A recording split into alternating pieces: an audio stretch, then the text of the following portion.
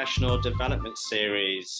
This month's professional development series is entitled Risky Business, all about mitigating risk in your upcoming Fringe season. Before we begin, I'd like to acknowledge that we're joined today on the lands of the Kaurna people, and I extend my respects to elders past, present and emerging, and also extend my respects to any First Nations people joining us today. So we are joined today by two amazing producers who have a wealth of knowledge, not only in Adelaide Fringe seasons, but seasons nationally and internationally. So joining me today for Risky Business, we have Milke Garner, who owns the company Milke, and Milke produces and tours productions locally in Melbourne, nationally and internationally. So Laura loves to give back to the industry by supporting independent artists and emerging producers through mentorships, workshops and online training. Laura has creatively developed and produced work for many venues, festivals and events nationally and internationally.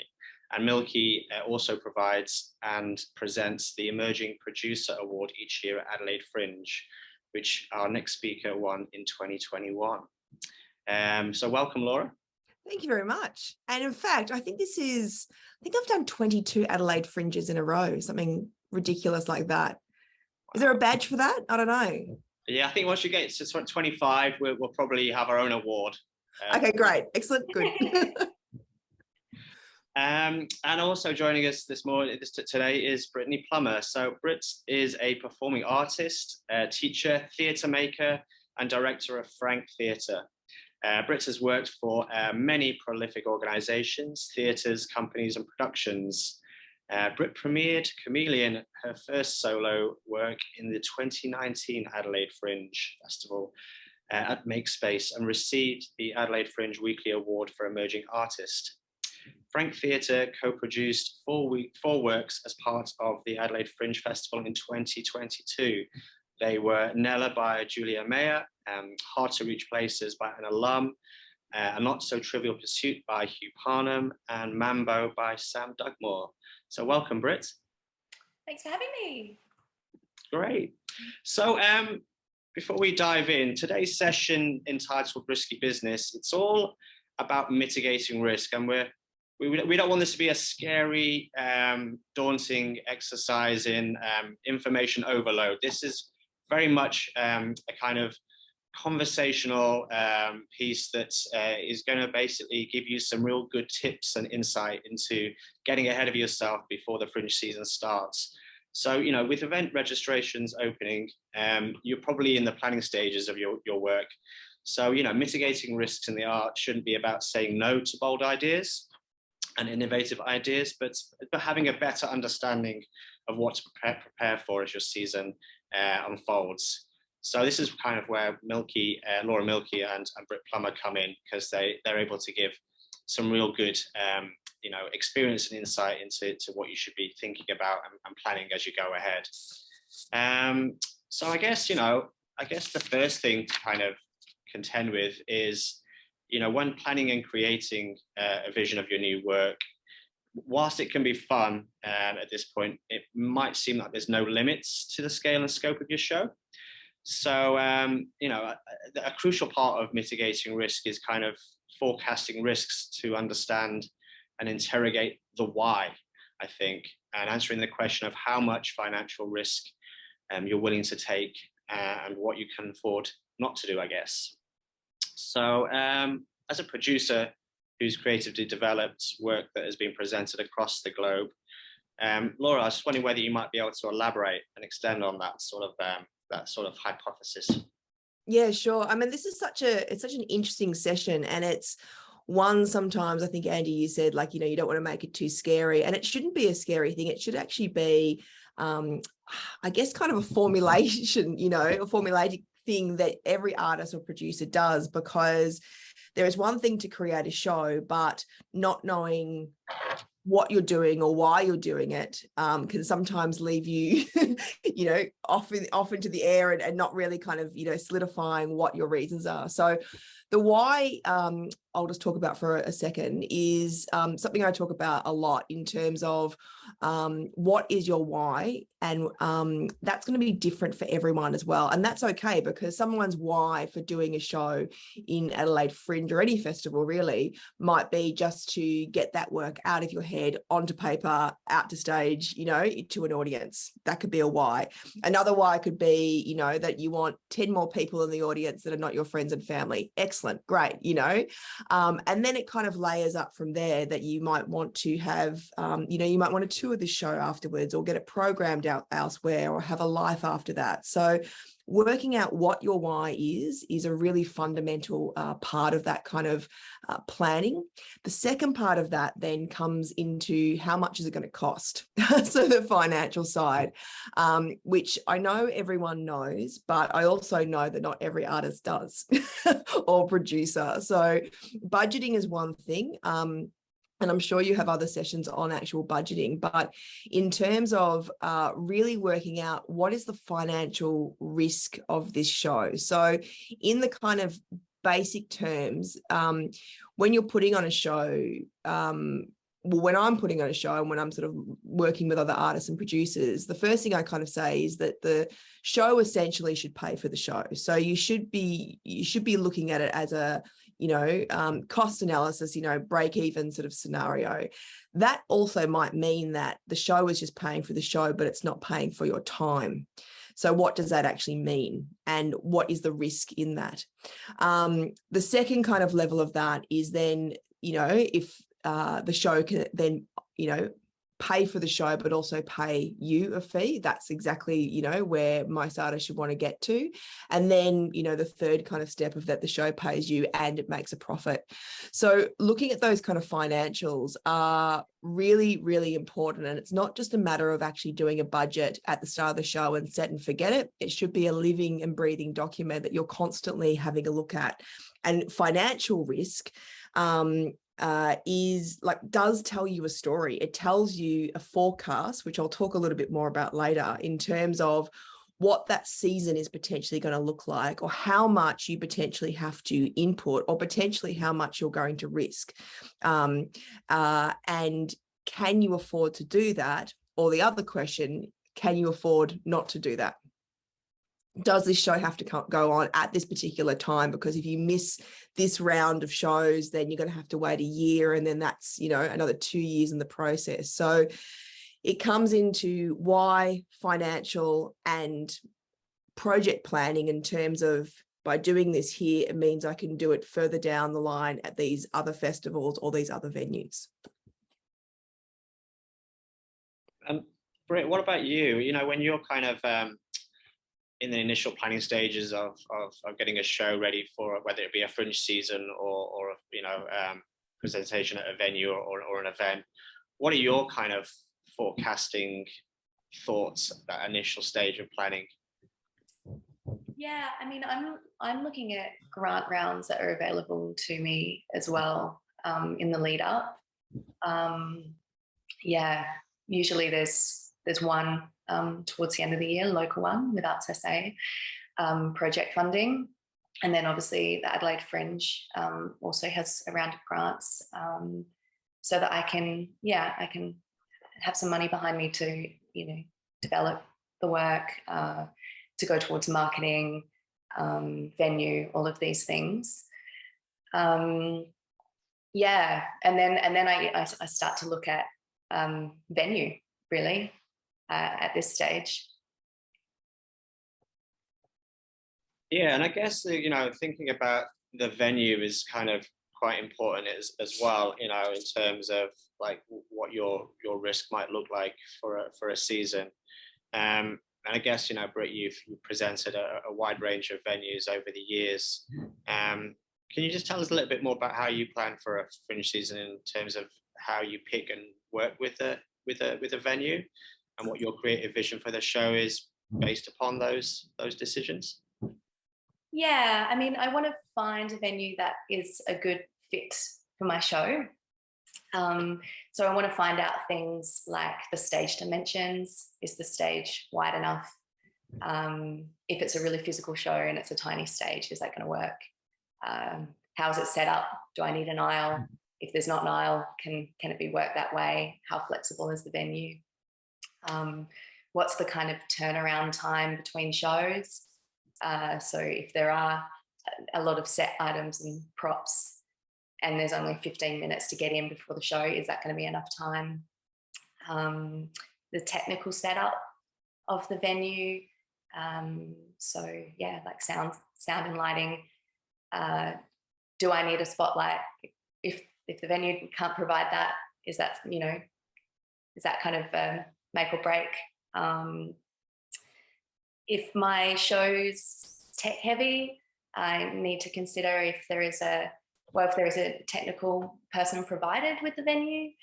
So, and if there's a technical rehearsal time, if it is really tech heavy, a lot of cues, maybe I might consider budgeting to have my own tech person come with me.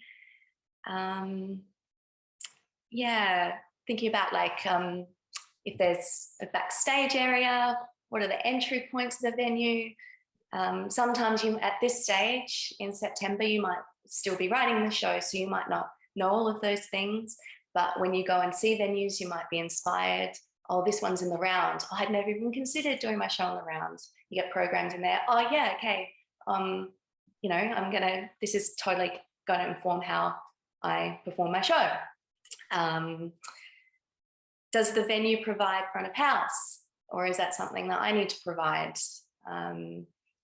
Where is the venue?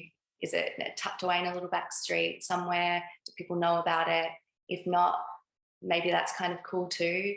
There's a lot of new venues that are popping up. I like to go into the ABR and have a look at those new venues every year, because often, you know, we tend to go to the hubs and the venues that we know, but it's quite exciting when there's new ventures as well. If I have friends that have performed in the venue before, I might ask them about their experience there. If, you know, have I been there before as either a patron, or if I've performed there before, what was that experience like in the past? What kind of marketing support would the venue give me? Then that might be something, you know, they might have a regular email that they send out to their subscribers. So I know I get a bit of marketing support there. That might be more of a bonus if I'm kind of weighing up two different venues. They might have like street marketing, like posters and things. If not, then how much can I afford to do that? What else? There's a few things. Oh, I guess also at that stage too, when you're kind of looking for venues, maybe don't put all your eggs in one basket, because some venues might do a call out with an expression of interest.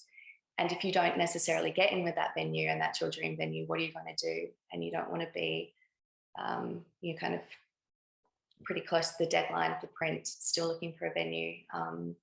Well, I don't personally. I would like to have it locked in a little bit earlier.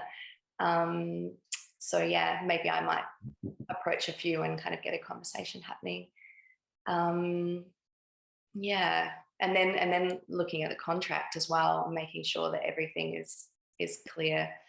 So yeah, if there's anything in there that I don't understand, I make sure that there's no grey areas, and I talk it through with the venue before I sign anything. I know what I'm up for financially. What will happen if I got COVID, for example? What's the financial risk there? Yeah.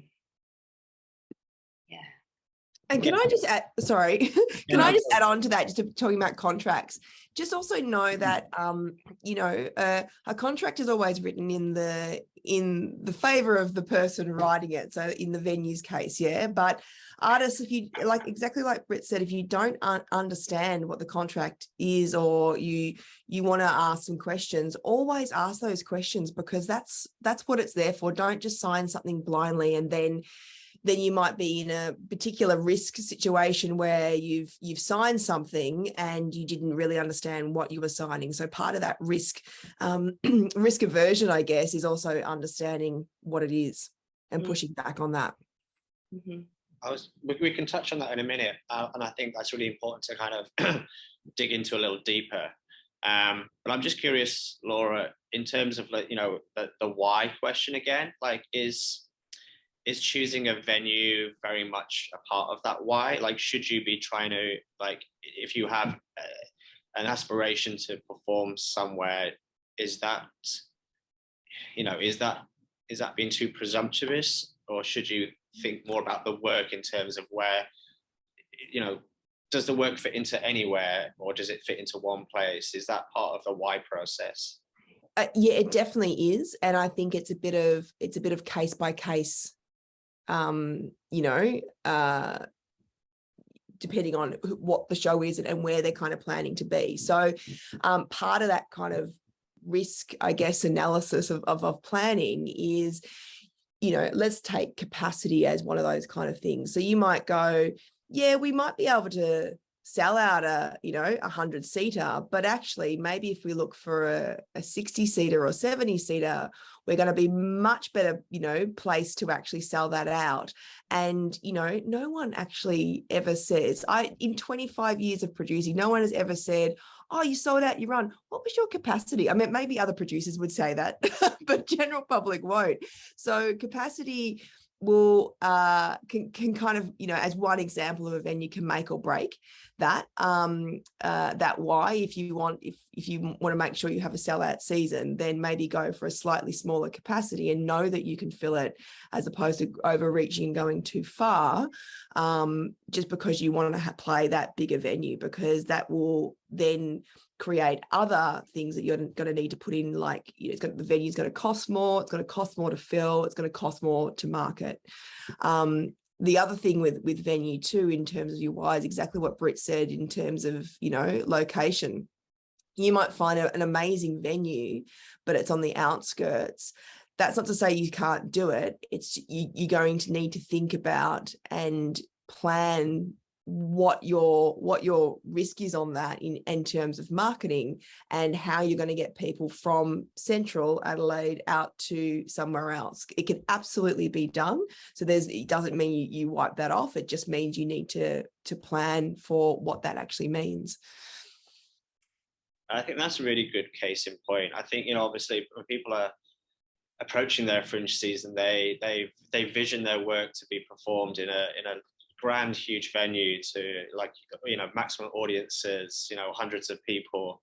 But like you say, you know, as long as there's so many more kinds of, you know, I guess things to be aware of in terms of aiming for that great height, you know. And I think having an understanding of what you should be planning for, other than just capacity and audience size, is really worth considering. And, you know, I guess the marketing aspect, where you are, venue.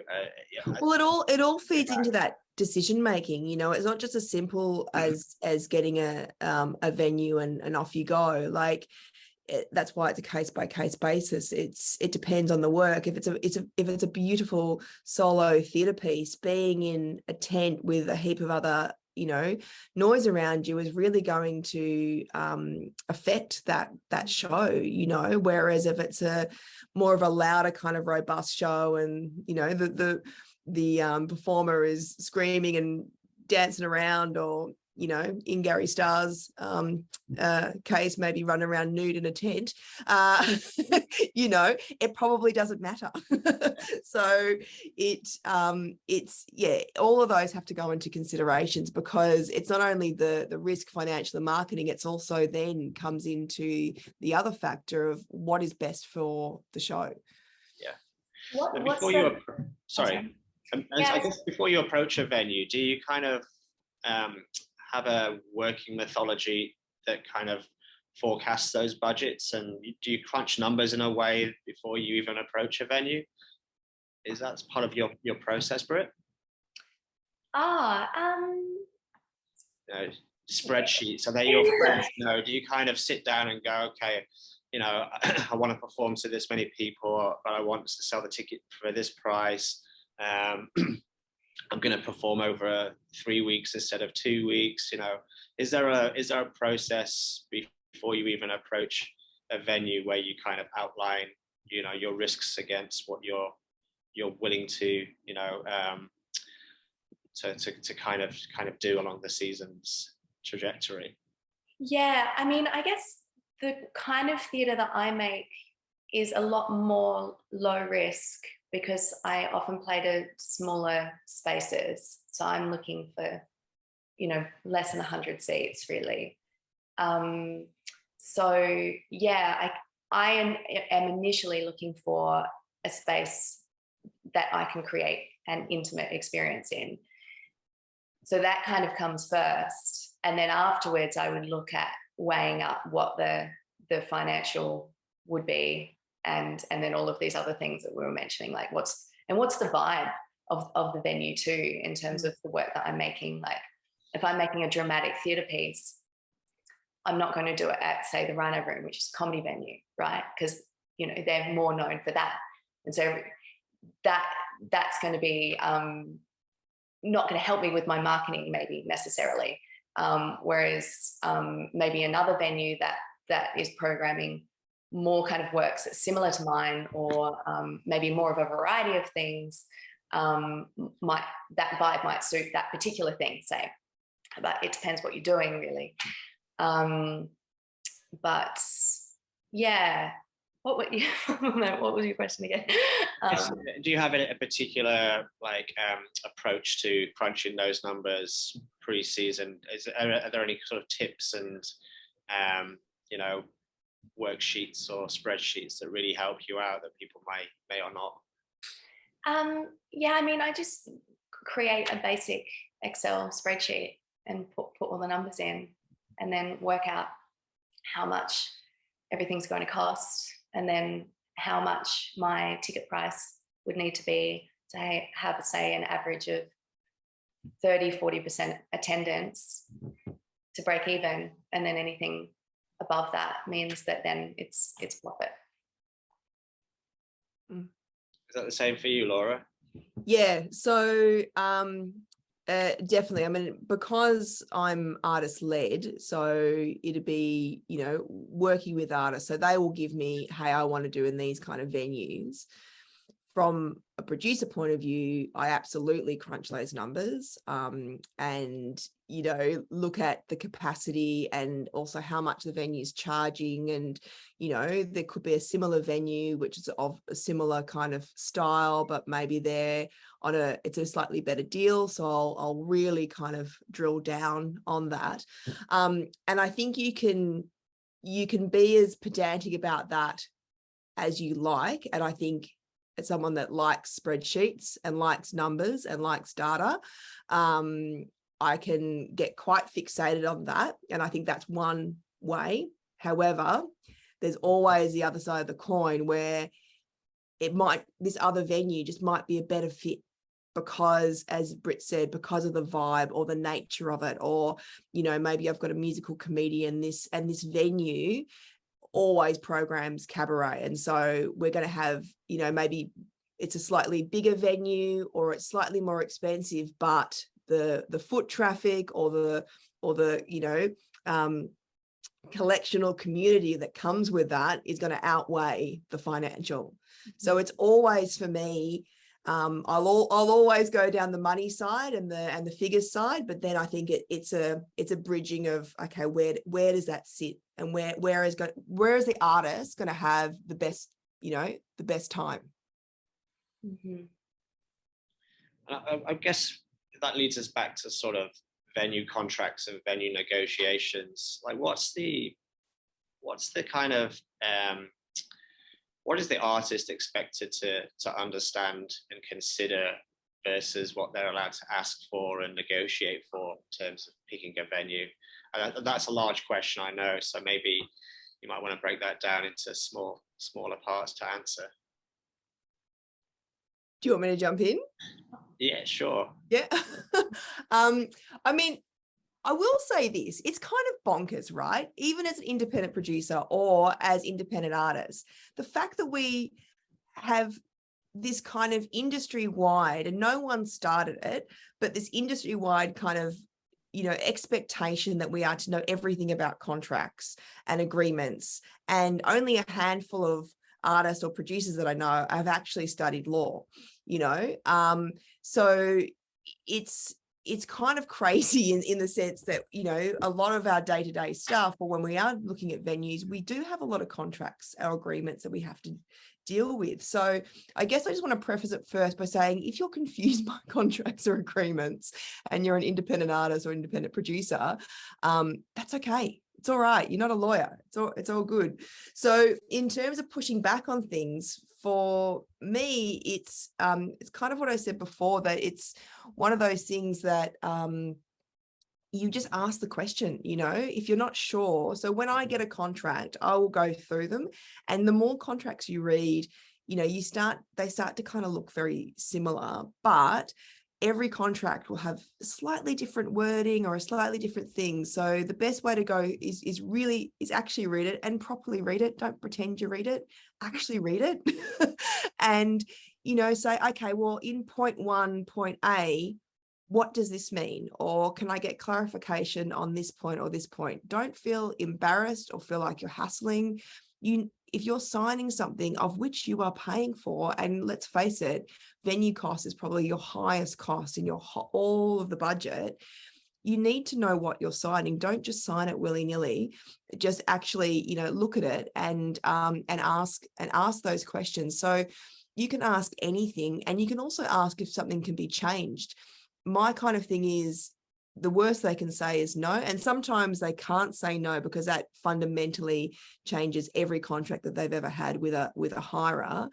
But so an example of that, maybe they've got a 21-day, you know, settlement return on box office, and maybe you're taking this show and you're going on to another festival. You might push back and say, is it possible to have a 7-day turnaround on this settlement? They're either going to say yes or they're going to say no. And Britt, is that the same for you in terms of you know, how you approach a venue contracts and negotiations? Yeah, I like to have things in writing. So if there is something also that I feel like needs to be in there that's not in there, then I might suggest that it's put in. You know, say something like, yeah, if a member of the team comes down with COVID and that's not necessarily in there, what does that mean? Like, what are we up for financially? You know, if in passing they say, oh no, it's, you know, you're not, there's no charge. I mean, I don't think that would ever happen, but then I would say, okay, well then let's make sure we get that in the contract as well. And yeah, that you're sure that you can meet everything in there, because you're signing and saying yes, yes, yes. So if there's something there that you're like, oh, I'm not sure, say the get in or get out time, you know, you've only got 15 minutes to bump in, and 15 minutes because there's a half an hour changeover and you've got the show in before you, and you know that it's going to take you half an hour, then don't sign and say, yeah, I can do 15 minutes, because that's not fair on the artist that comes after you, or the venue that's trying to, you know, have a tight ship in terms of everything going on time. Lots of people seeing lots of shows around the Fringe, so they need their show to go up on time. So yeah, if that's something that needs to change, then negotiate it at that point. Don't get in the venue later and go, oh no, actually we need half an hour, and then, well, we've already signed this 15 minutes. So just making sure that everything's clear and that you and the venue are on the same page. I think you brought up a really important point there. It's, you know, when you're thinking about presenting a Fringe season, you're not only presenting a Fringe season, you're also presenting yourself as an artist and a creative. And if you're working with a venue and you are, you know, indecisive, difficult, haven't read the contract, changing things at last minute, you're actually damaging a relationship there in terms of going back to that venue. You know, if you do find yourself in a fortunate position to work with your ideal venue in a Fringe season, you know, you want to come away with the best sort of outcome in terms of a relationship as well. So I guess, you know, that mitigating risk not only is that Fringe season ahead, but also your career ahead in a way. So yeah, and I also think it's very important to kind of, like, you know, really think about, as a Fringe season, the turnarounds and the number of performers that go through a venue is a lot higher than, you know, just a general, you know, venue season performance. And, you know, having that consideration for the artists either side of you are performing in that venue is also really crucial. And I guess interrogating that contracts and making decisions with the venue early is really crucial, isn't it? You know, you shouldn't probably feel like you're being difficult or obtuse, you know, which might be the case. But it is a case of doing it earlier as opposed to doing it, you know, weeks before the season or the week of the season starting. I mean, is that something that is often overlooked by artists that you work with? Sorry, it just broke up there for a sec. What did you say? In terms of like the artists you work with, you know, is there a conversation in terms of really getting a sense of what you want to achieve earlier rather than them, you know, talking to the venues, you know, the week of? I guess it's that training to sort of really get people to really work through the risks and the issues earlier. Oh, absolutely. And I mean, that's, you know, there's it kind of goes, there's the thought of the idea, you know, and if you are working with a producer, so in my case, you know, as a producer, you know, an artist will say, okay, this is my next show. And then it's not so much like it's, you know, hours and hours of meeting. It's just like, okay, what are we doing? Why are we doing it? Where are we going to do it? Where is this best placed? Let's have a look at it. Let's cost it out and work out a bit of a plan.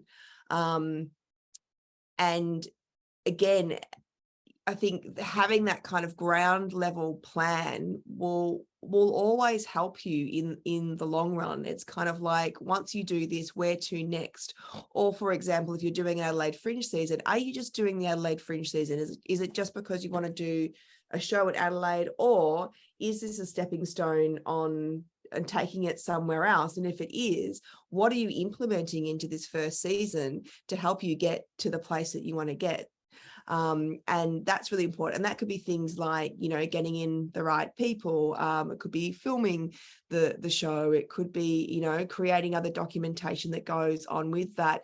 It could even be on the really initial stages of, we're creating this new work for Fringe, and it has a set. So I'm not just going to create a set for this venue at this time, because if it tours, then this set's going to be too big. So even, you know, thinking about risk in terms of sustainability as well, and how that works. And the more you can think about, especially in initial seasons, the better place you're going to be. You can always scale up, but if the plan is already to do, you know, the Fringe festivals within Australia and around the world, then what does that actually mean? Is that 3 suitcases, or is that, you know, freighting something over, or can you create versions of that show?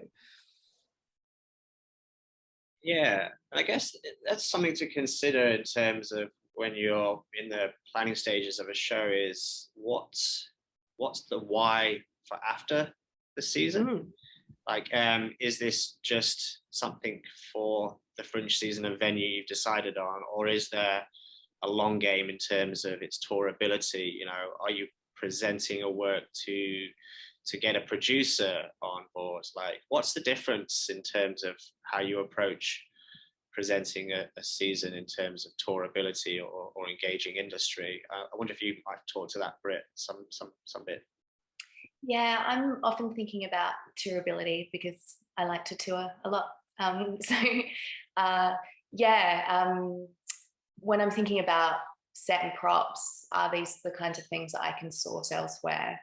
So when I'm creating the show and thinking about the venue that I'm in, like, also, what's the storage like at the venue too? If you've got lots of shows coming in after you, having that conversation too when you go and have a look at the venue is important. and you know, some venues might have like a big shipping container in it, so it's not a problem, but some of the smaller ones might only have a little room, and there are 6 other shows that need to put their stuff in there as well. The less stuff, then the more I can spend on things like marketing. So yeah, at that kind of stage, when I'm kind of creating the design of the work, and you know, like I said, the venue really comes into that, because if there's already a black curtain in the venue and I know I need a black backdrop, then that's something that I don't need to budget for and think of it in that moment. Yeah, what else? Yeah, I think in terms of touring with the Fringe and putting on a work, particularly say if I'm going to premiere it at the Adelaide Fringe, knowing that I can tap into Honeypot, and if I have, say, a 2-week season, then maybe I'm looking at trying to get people in early so that the word can get out, and then, you know, hopefully throughout my season I will have lots of bums on seats. But if, you know, I spend a week and then, you know, I don't get those people in until the final week, and I say, oh, well, I wish I knew about your show earlier. So really having a plan of who you want to get in the room if you want to tour further, sending those invites out early, also getting reviewers in early as well. And often it's quite nice to comp the first couple of shows, if you can do that, to get bums on seats, to get the word out, because you know you've got, and there's also a really nice vibe to have a full house first couple of shows. Those people will tell their friends. Yeah, these are 2 separate things. This is really kind of marketing and future of the show, but it's about creating a buzz really around your work. And how about you, Laura, in terms of, you know, thinking about the onward journey of a show in terms of its risk analysis? I mean, that's very much the forefront of my mind with all of the artists that I work on. We have in Australia, I think, an incredibly high churn rate of shows. It's kind of bonkers, really, that people create a show and then the very next year at Fringe, they create a brand new show without really extending the life of that show. Now, it's not always possible because of cost or maybe even creatively. Like, I'm sure there's some shows that artists have done or producers have worked on where you're like, you know what, that's enough. that just exists as that season, and we're going to put that on the shelf. But knowing how much work goes into that stuff, that you actually, I continuously think about the season that it's premiering in, or the season it is, but also what we can be doing in 6 and 12 months time, because that is what makes artists and producers sustainable. That also comes back to that why, in terms of why you're doing it initially, but also the financial risk as well, that you might look at that initial season and go, okay, I can't work this any which way except to break even. So I'm going to, you know, make sure I'm not owing anything, but, you know, the show obviously isn't paying me anything. But if I can get in the right people, whether that's programmers, producers, presenters, people from Honeypot, to see this initial season, then I can start branching out and having talks and networks to hopefully get it into other festivals or programmed, or, you know, ideally a buy-in or something like that. So it makes the risk that you're potentially taking in that initial season mitigated across 6 or 12 months. So that's, for me, when any artist that I work with or any artist that I mentor, I'm very much of that mindset, because there's always more work in a life, in a show, sorry, that, you know, especially if you've only done it in Adelaide, there's the whole of Australia, even there's the whole of regional South Australia that you can even tap into. So yeah, pushing that out as much as possible, I think, mitigates so much of the risk. good. And I guess, yeah, we just started to touch on the marketing of the show, Britt, just before, in terms of that word of mouth and getting bums on seats. What should people be doing, you know, earlier as opposed to later in terms of generating that kind of marketing and on-selling buzz, in terms of getting the right people in the room at the earliest point, do you think? Yeah, I think, you know, when the Fringe program comes out, announce your show, and then find out who else is doing shows that are, you know, similar to yours. And you might know some of those people, or they might be new people, but you could also reach out, say, oh, I really like the idea of your show, you know, send invites out. Then you start to build a community around you. Then when the Fringe comes up, you know that you can say, oh, at the end of your show, you might give a plug for another Fringe show or another show that you like, and then they might do the same thing for you. So then you are reaching a very similar audience for your shows. Likewise at the venue, I think it's quite nice to support one another, see each other's shows, talk about each other's shows. It's such a word of mouth festival. Yeah, so that's like, I've been doing this for a few years now, that I know a lot of people in the community, and we've got each other's backs and we support each other. And I know it's not like that for everyone, but it's just about putting yourself out there really, and going to the networking events, and yeah, just like talking about your show, getting people excited about it. And likewise with your marketing, start early. It's good to, people seem to really like trailers at the moment. You can create a little video trailer for your show, put it on Instagram, Facebook, sponsor it, and the reach will get out a little bit further. I find good photos are great too. So when you're taking your images for, you know, for the little blurb in the guide, and then eventually your poster, maybe you have a bunch of images that you can then, they become part of your marketing collateral that you can kind of post over a period of time, and give people a little kind of taste of the show, the behind the scenes, if you're still making it. That gets people excited. But yeah, it starts in those few months before the Fringe is up. But yeah, I find initially letting people know, and then obviously when it gets closer to the Fringe, that's when you really start to send out that marketing stuff. Well, that's what I do anyway. And you, Laura, you know, working interstate, coming into Adelaide, approaching that season in terms of marketing and getting the previews and bums on seats early and generating that buzz. What's your process in terms of how you work with artists that you present? I mean, it's pretty much, you know, very similar to what Britt has said. I mean, it all comes down to a plan. I mean, we're talking about planning a lot, but it's really, really important, you know, like if you don't have a marketing plan, then you've just got a scattergun approach, or you're reactionary to that. So it does start, the marketing stuff starts from the moment you have paid your registration for Adelaide Fringe and said, yep, I'm doing that. There's your timeline, you know. No artist should be surprised that, oh my goodness, Fringe is coming up, because you've got months and months and months to actually plan for that. So having a marketing plan is really important, a week by week plan of what is going out and when.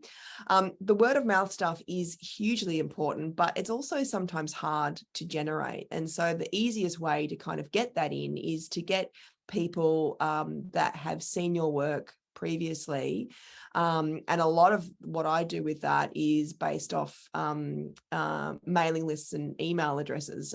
So artists that I have maybe returning back to Adelaide that have done a season, you know, we'll make sure we have collected those email addresses of audience members, so we can email them next time we're in town and say, hey, we're coming back. There's a marketing adage that says know, like, and trust, right? So going back to people that already know you and like you and trust you, uh, you're there. You don't have to work as hard. You've already done the work. They already know, oh, this is this great show from Britt. I love Britt's work. Even if they can't attend, guess what they're going to do? Hey, I saw this amazing show last year. You should go and see this artist. You know, they're fabulous. They will do that hard work for you. So the more you can hone in to the people that have seen you before, whether that's friends, families, or audience members, then work from there outwards. There'll always be the people that attend Fringe anyway. There's always be the people that just kind of clue into whatever category you might be in, circus, theatre, comedy. But you really want to start from that, you know, initial stages of people that already know you, because they'll be your biggest mouthpieces. All right, I guess, you know, we've kind of covered, you know, the why, the venue hire and negotiations, the marketing, developing an audience, you know, the longevity of a show. These are all things that we can kind of anticipate, but there's also that sort of risk analysis and mitigating risk about the things that you might not be able to plan for. So Laura, I mean, maybe are you able to talk a little bit more about the overall risk of a production, like planning if things go ahead or not, and what impact that has? And what can't you plan for, do you think? Yeah, I mean, if only I had experience over that, like over the last 2 years, I could be able to bring a whole heap of knowledge. No, just joking. Of course, everyone's had experience of that the last 2 years.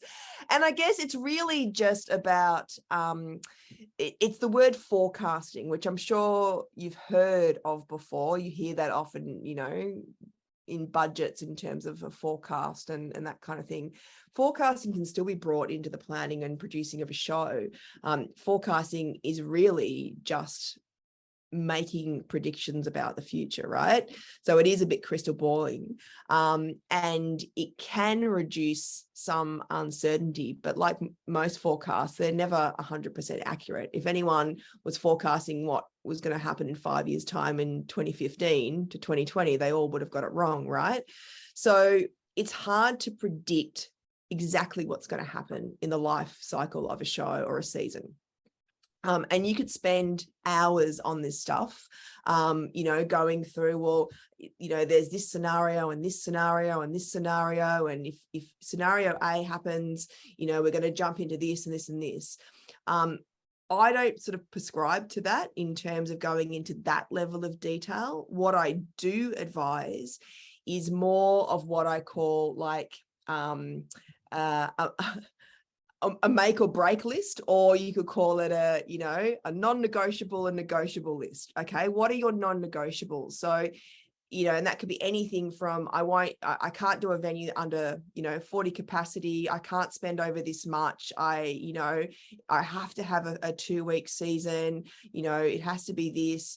Or the things that maybe are negotiable. Look, it could be a 40-seater or an 80-seater, depending on where it is, you know, and just kind of, it's kind of like a pros and cons list, but I kind of call it like a make or break list. And just doing that as more of what I kind of call a brain dump out of kind of going, what's my negotiation point and what's my non-negotiable point, and seeing where that kind of lands. And I think it's just about thinking about, well, okay, if it does go down in this scenario, what would happen? How does that make me feel? What does that impact? And if you're happy with any of the outcomes, even if they're not the ideal outcomes, then you proceed. But I think it's just doing that work first in the first place to kind of, I guess, get your mind ready for it.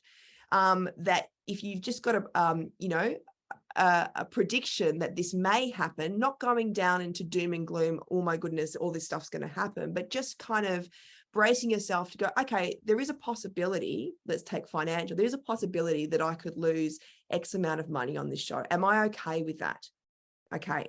And then why am I okay with it? Because it's an investment in the show, because I need to film the show, which is the biggest part of, you know, this possible financial loss. But that will also mean that I can, you know, show that documentation of that show to further programmers and blah, blah. So just having those conversations, whether you're in an ensemble or if you're a solo artist or working with a producer, it literally would take you about an hour to just kind of nut out some of those stuff. And I find it's just getting that stuff on paper and really looking at it and then going, okay, I'm proceeding on this level. And then it's just a matter of doing it. And I think the trick is too then going back and doing an evaluation after your season as well. What did come to fruition and what didn't? What were you stressing about that you didn't need to stress about? What worked, and and then that helps you forecast for future projects as well. Yeah, great. How about you, Britt? What's your experience of planning for the unforeseeable? Yeah, I mean, very similar to what Laura has said. What am I okay with in terms of if these things don't happen, but then these things might. If it's a development of a new work and it's half full for most of the run and I'm breaking even, and I get presenters that might be interested in the next stage of the work, then am I okay with that? Or do I need to have full houses in order to break even financially? Or I think filming is great, like getting some more of that kind of collateral too for the future of the show. Maybe I intend to do it in Adelaide Fringe 2024 as well, so then I have used this as a kind of launching pad for the future. If say that's a work that it's a new work that I'm just developing over the course of it. So there are so many pros to putting a show on in a Fringe festival, and it's exciting. As long as I'm clear of what I'm getting myself into, I'm good to go. Excellent. Well, I guess I feel like we've covered quite a lot in this session, and there's probably a lot of really great tangible sound bites and information and key points to consider. Maybe as a final point and a wrap up of this session, what do you think might be the a few important things that artists forget to consider or plan for in the 5-month lead up to their Fringe season in February? So being October nearly now, we've got 5 months. What sort of 3 or 4 things should people really consider being aware of entering that sort of prep and development and production stage, do you think? I'm not too sure who wants to go first. How about you, Laura? You looked a bit sort of thoughtful and pensive. Yeah, I was just trying to think of the 3 or 4 things. I mean, look, I like to simplify this for people, because I just feel like that artists and producers have so much on their plate, and then they watch something like this, which is really interesting, but they're like, oh my goodness, it's another thing I need to do, and I don't have time. But from my experience is, you skip this part, it really does, without putting more on your plate, it really does, I guess, dictate what you're doing. So if we just want to sort of simplify it, I think it's really just, it's those dot points of why you're doing it. And I would also say, when you write your whys, then that's also the thing that you check just before your season starts and also during your season. So you might have a killer season and it's all going, incredibly well, but you also might start strong and then, ticket sales aren't happening, and you then start to question every decision you've ever made, and all your plans go out the window, and you start going, I don't know what I'm doing. And you don't want to get into that vortex of going, this is all bad, it's all bad. Even if you're not hitting the mark financially, going back to that list of what you've planned for is really important, because you can go, okay, well, I actually said that this was going to happen. I predicted that I'm potentially not going to make money, but hang on, 4 shows in, I've already got 10 presenters that have come and seen the show. My goal was having 3. So actually I'm well ahead of where I thought. And it's about reframing it in the moment, which also means especially for self-producing artists, that can make or break your show. You go on stage before and go, oh, there's not many audiences there, you know, but maybe in that 10 people of audiences in your 50-seater, there might be that one producer or that one programmer that you've been gunning to come and see your show. And you're like, well, actually, that's a win. So I think it's just making that list and continuously looking at it would be my probably top tip as opposed to 3 points. Yep. No, perfect. I think, yeah, having that sort of belief in yourself and, you know, realizing that, yes, it does sound affronting when we kind of discuss all these parameters that you should be considering, but, you know, having a belief in yourself and knowing you're hitting your 3 or 4 top, you know, markers is a really great sort of approach to entering that Fringe season. What would your thoughts be, Britt? Yeah, also not getting down if the audience numbers are low. You just remember that you're creating this beautiful collective experience in a room with an audience, and you're moving people, you're making them laugh, and they'll go tell other people about the show. Like, it will pick up. You just yeah, like, remember why you're doing it, because it's fun and it's a beautiful thing. In terms of like in the lead up to I would say something like a media release, writing that early and getting that out early, so that you're not halfway through your run and you don't have reviewers in. It's quite good to give yourself the best possible situation with getting the word out about your show. So yeah, I would say write that early and send those emails as soon as you get the list of emails. It's the beginning of the year, I think, January. The why. That I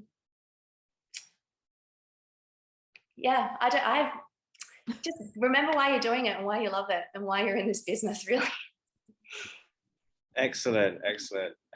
Listen, I want to thank both of you so much for joining us and giving us some invaluable insights into everything that is preceding the next few months. And I think it's great to sort of come away feeling that, you know, there are things you can control and there are things you can't control, but to just enjoy the moment and to be really proud of what you're presenting at the upcoming Fringe season, and to have belief in yourself.